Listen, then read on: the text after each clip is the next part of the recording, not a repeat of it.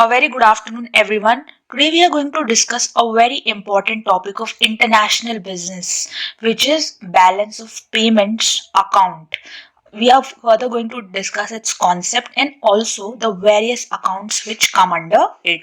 So, I hope you all must know what international business or trade is.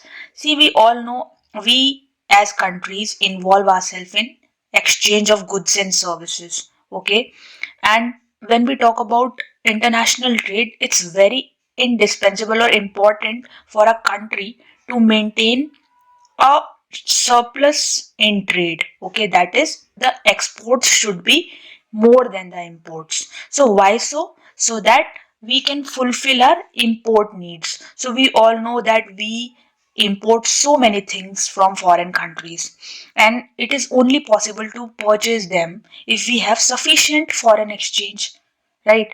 So as far as international trade is concerned, the need for its continuous updation is indispensable. It's absolutely necessary that we are continuously updating, or we are keeping ourselves updated with what is happening in international business. So it is because every country must know its foreign trade position. Which products am I supplying, or which products am I importing more, and which have deficit, and so on, right? So that we can export more of those products and services which we are suffering in, okay, which we are lacking in. So with the updated information, a country can think of which products to focus on to earn foreign exchange.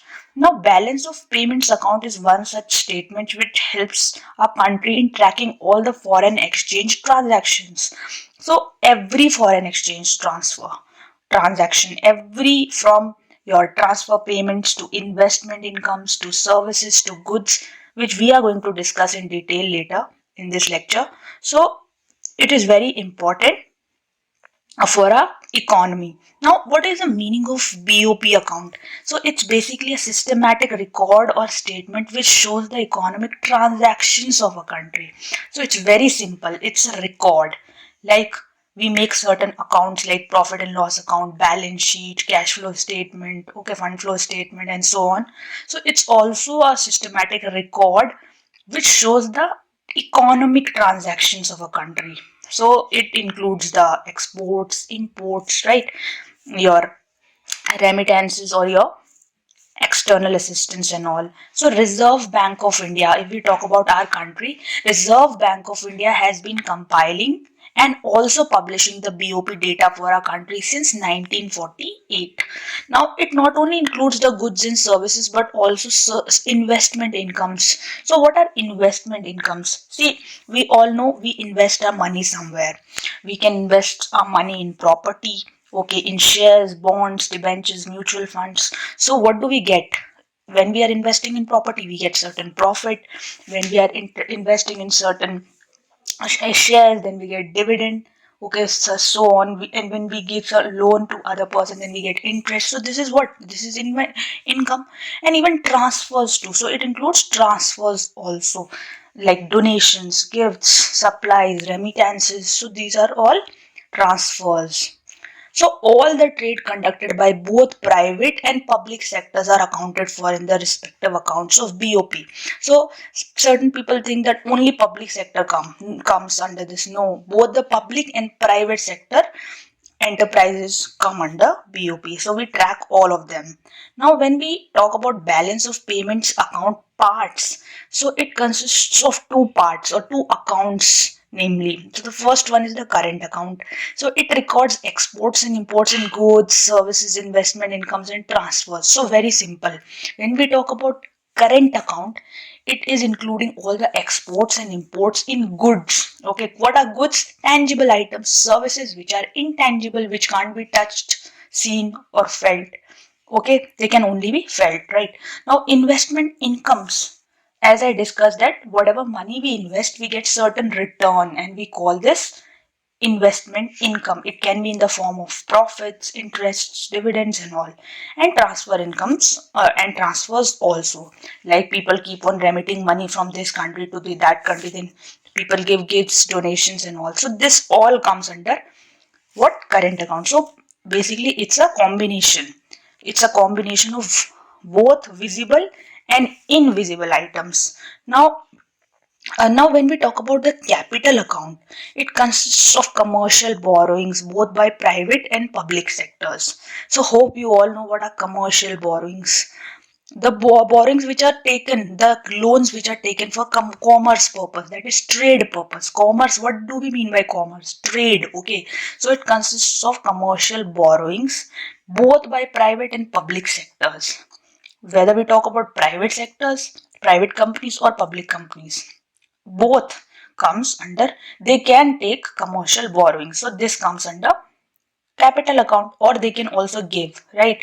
Now, FDI by foreign companies also do certain FDI in our country. So what is FDI? It's foreign direct investment, the money that people bring from other countries to invest in our country, right?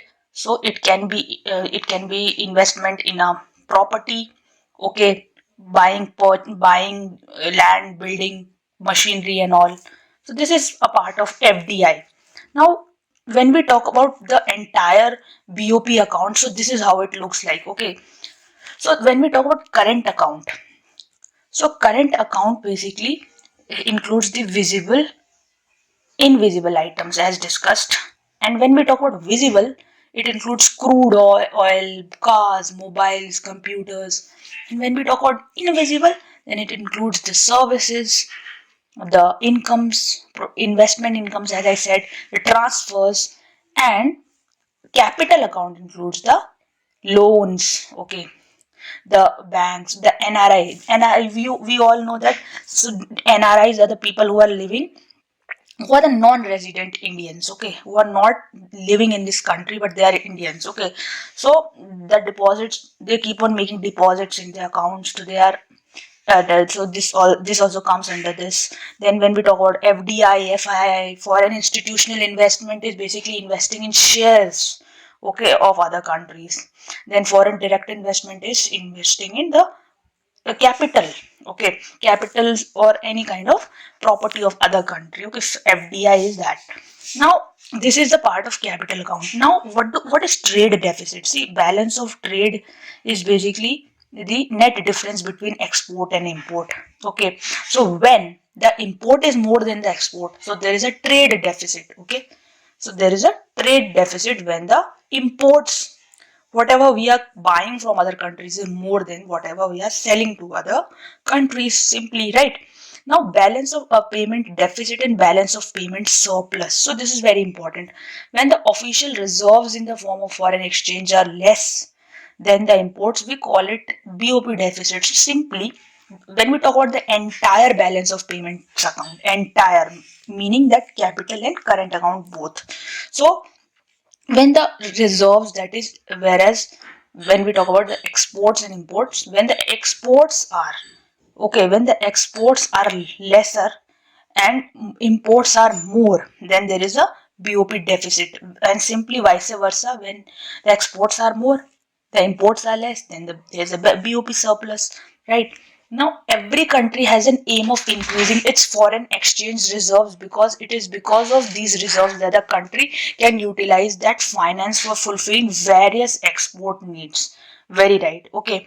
We all know that every country wants its foreign exchange to be more, okay, because it requires finance, it requires foreign exchange for many purposes, like for example buying crude oils, certain kind of any kind of product that is we require, which we have shortage of paucity of, right? As far as our country is concerned, we require the most foreign exchange in fulfilling the crude oil needs of our country, right? Then what so let us discuss about disequilibrium of BOP. Disequilibrium basically means disbalance. Why there is, well, we say why there is more export, or whether we can say whether why there is more import in this case than the export.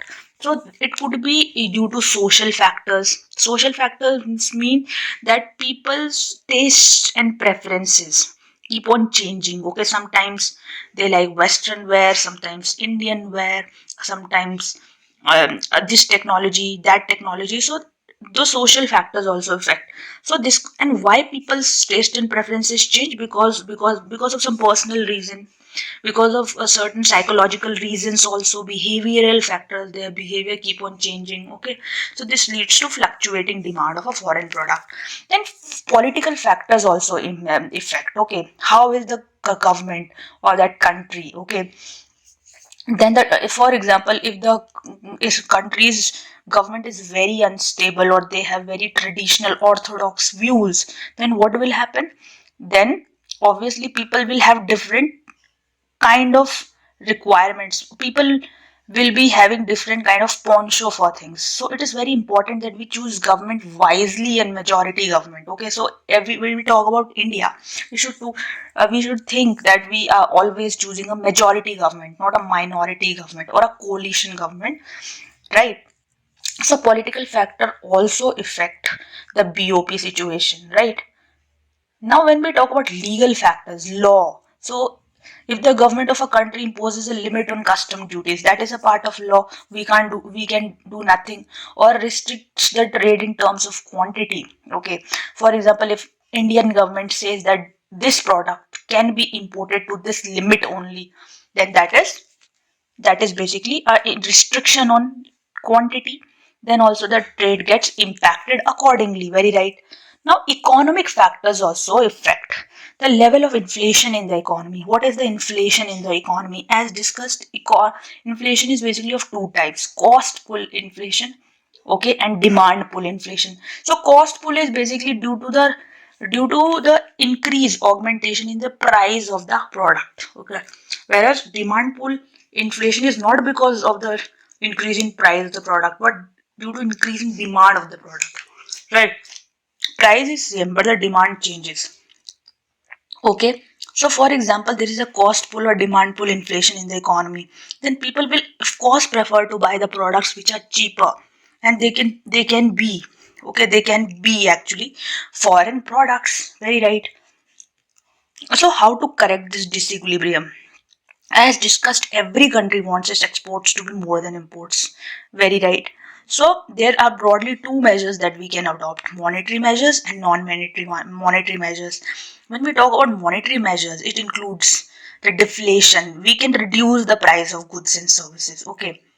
We can also do foreign exchange depreciation.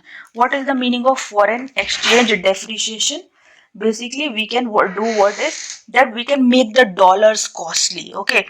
Now, when we talk about non-monetary measures, these measures can include increasing taxes on imports. Okay, we can increase the tax on imports. Okay, see, over here our aim is to basically increase the exports. Okay, how can we correct BOP disequilibrium? That is here the imports are more, so we have to reduce those imports and we have to increase the imports. So we are looking from that point of view. So the measures can include increasing taxes on imports, fixing quotas on goods, that is restricting the quantity of goods, promotion of special economic zones.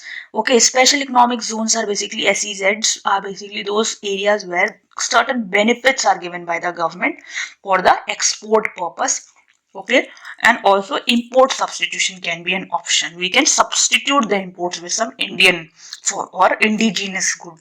Okay, for example, we can make our own defense technology for that matter, right? So hope everything was clear to you all. If you like this video, please do not forget to like, share and subscribe.